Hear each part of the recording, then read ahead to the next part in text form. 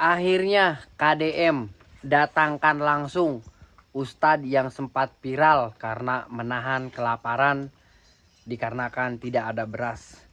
Ustadz yang memang belum ternama, tapi kisah perjalanannya sungguh sangat mengharukan. Beliau adalah seorang guru ngaji di salah satu kampung halamannya yang memang notabene tiap hari dia fokus mengajar anak-anak untuk mengaji. Pada suatu hari diberitakan viral karena beliau belum makan dikarenakan tidak ada beras. Akhirnya KDM tanpa menunggu informasi data resmi dari pihak atau dinas terkait, akhirnya KDM langsung mendatanginya untuk menanyakan langsung kepada Ustadz yang viral ini. Mari kita simak videonya. Bem. Itu kan biasanya ada warung yang biasa ngutangin. Iya. Iya. Kenapa nggak ngutang ke warung? Jarang ngutang, Pak. Saya sebelumnya pernah ngutang, udah Ah. dibayar, cuman kan saya malu, Pak. Ya kalau hanya sehari kan bisa lah ngutang. Soalnya sebelumnya udah ngutang, tapi emang udah dibayar, jadi saya nggak kebiasa gitu. Oh. Terus? Soalnya kalau giliran nggak makan saya pernah 3 hari 3 malam. Jadi 3 hari 3 malam nggak makan memang nggak ada sama sekali, nggak punya. Karena waktu itu saya masih kuliah ya. Nah kemudian setelah itu ada banyak yang ngirim. Iya, Pak. Banyak yang ngirim. Ya, Beras, biasa lah, uang. Kalau begitu muncul yang ngirimnya rame banyak. Rame lagi. Yang ngirim sekarang lagi banyak. Terakhir semalam itu dari Aisar. Alhamdulillah dikasih motor, Oh. dikasih Soalnya nggak uang. punya motor. Jadi sekarang sudah punya motor. Alhamdulillah. Jadi berkah tidak makan sehari jadi punya motor. Iya. Awalnya memang dari pas kebetulan nggak makan sehari itu, terus ada di konten sama Abi Fatimah, muncul itu berkat Abi Fatimah itu. Ya. Alhamdulillah saya bersyukur. Nah kemudian tetangga nggak ada yang bantu. Nah maaf Banyak, nih, Pak. Alhamdulillah. sebetulnya- Tangga pada baik-baik, Pak. jadi sebetulnya mah Pak ini kan masalahnya intern saya Pak gitu. Jadi Maksudnya? Jangan, Pak. saya Nyebut-nyebut kan. jarang bilang-bilang kalau makan gak makan, susah nggak susah, saya jarang bilang-bilang. Kau nggak pernah ngomong Nggak sama pernah, yang lain. malah sampai ke orang tua pun nggak tahu saya nggak makan. Saya nggak Kalau pernah di konsep saya kan kalau dijalankan ya, Ya. oleh para wali kota, para bupati, lurah, itu kan ada konsep beras jimpitan dengan uang Rp1.000, kemudian menjadi kas RT atau kas RW atau kas kelurahan. Iya. Sehingga kalau ada warga yang dalam keadaan kepepet kan bisa tinggal datang Iya, dibantu. nggak tahu saya. Nggak, dalam konsep kalau ini dijalankan Iya. oleh bupati, oleh wali kota, nggak usah gengsi, jalan ini selesai gitu loh. Makanya kan aneh di zaman ini kok masih ada orang nggak makan. Ini Jawa Barat Pak, bukan daerah lain. Artinya dalam posisi menurut saya di tingkatan itu ada lingkungan yang warga yang mapan, Betul. ada tetangga yang kaya, Iya. gitu loh. Ya makanya setelah itu Pak, temen saya gitu, rekan dari majelis pengajian itu datang ke rumah sampai nangis-nangis, bilang maaf gitu. Soalnya dia tanya ke saya gimana usaha lancar, alhamdulillah. Saya bilang alhamdulillah.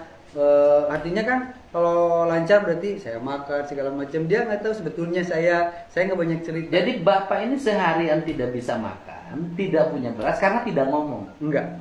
Kan faktornya gitu loh. Iya. Artinya kan Tidak tidak ngomong ke Ke siapapun siapapun. bahwa nggak punya beras. Jadi Bahwa tetangga bapak juga nggak lapar. tahu. Andai kata ngomong kan pasti.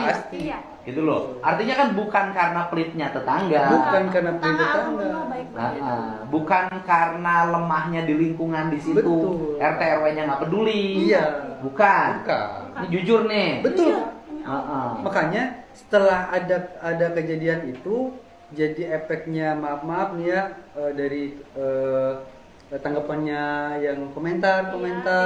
Jadi Kayak seolah orang tua kayak yang santri menyudutkan juga. orang tua santri, Nggak peduli orang tua Iya, santri. menyudutkan tetangga, keluarga kayak gitu. Padahal sebetulnya nggak gitu. Ya itu memang karena Karena saya faktor nggak bapaknya nggak bilang. ngomong. Nggak Ini bilang, kayak gini nggak Pak. tahu.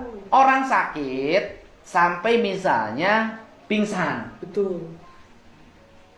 Kenapa dia sakit sampai pingsan? Karena dia nggak ngomong. Nggak ngomong saya. Andai kata dia sakit ngomongin tidak akan sampai pingsan. Betul. Jadi kalau ngomong salah siapa? Ya salah yang sakit. Kenapa nggak ngomong? Kan kalau gitu loh Pak. Iya emang. Gitu. Bukan mau nyalahin Bapak. Iya. Bukan. Karena memang saya kalau ada susahnya saya atau makan gak makan saya gak banyak cerita. Yang penting selagi saya masih bisa berusaha, saya coba ikhtiar dulu. Kan dari sisi proses konsep, kalau di kota Bandung tinggal datang ke gedung Pakuan juga kalau cerita nggak punya beras sama sekali di balik Panangilan selesai loh Pak. Iya Pak. Itu loh. Betul. Kan ada saya ruang saya buka Iya. tuh. Iya, Nah, betul. kalau cerita di situ saya nggak punya beras sama sekali gitu loh. Nggak ada Betul. masalah. Gitu. Ya mungkin memang karena saya itu nggak banyak cerita lah intinya. Karena Bapak nggak cerita. Iya, nggak banyak cerita. Nah waktu itu teh lagi nggak dapat pekerjaan. nggak ada pekerjaan. Pekerjaan istilahnya ikhtiar nggak ada tujuan Pak. Silaturahmi ke sini, mudah-mudahan ada yang nyuruh mijit. Silaturahmi ke sini lagi, mudah-mudahan ada yang nyuruh apa, benerin apa, gitu-gitu sambil keliling sampai endingnya ya ketemu ada istilahnya tamu waktu itu. Nah pas di situ sore-sore Pak, saya mampir ke rumah saudara Bibi. Pas lagi di situ lagi pada makan tahu Pak. Nah di situ baru saya ngomong. Gitu. Ke Bibi. Iya. Bi minta ya Bi ya tahu. Seharian teh belum makan. Bukannya ngomong itu. Nah, biarin udah nggak apa-apa. Setelah itu ada tamu dari tim Abi. Nah udah jadi apa istilahnya sampai situ nggak keburu makan apa gitu. Sampai ada konten, pas ada pertanyaan dari Abi, ya saya jawab dengan transparan memang iya. Kan jangan kan seperti bahwa ada satu keluarga Iya. ngajar murid tanpa dipinta biaya, Iya. tetapi guru ngajinya itu sampai seharian tidak makan, seolah-olah orang tua muridnya tidak peduli. Betul. Makanya sampai sekarang Iya. kita jadi kena imbasnya Pak. Jadi Kena imbasnya gimana? Ya, Banyak kejahatan Pak. sama orang tua murid, terus sama mungkin tetangga, kayak saya itu menjelek-jelekan Jadi- tetangga atau orang tua Jadi gini murid. Pak, Gitu. yang banyak di up-nya, yang gratisnya aja. Padahal kan saya juga itu Pak ada infak Pak. Saya ceritain Ada. semuanya Pak. Dari Ada pertama impaknya juga. infak. Berapa suka dapat impak dari ngaji? Jadi Nah, awal itu pertamanya saya itu dari tadi pembicaraan awal Pak ya. Sebelumnya dikasih seberapa gitu kenceleng. Nah setelah itu muridnya nambah, saya pindah lagi ke depan rumahnya agak besaran.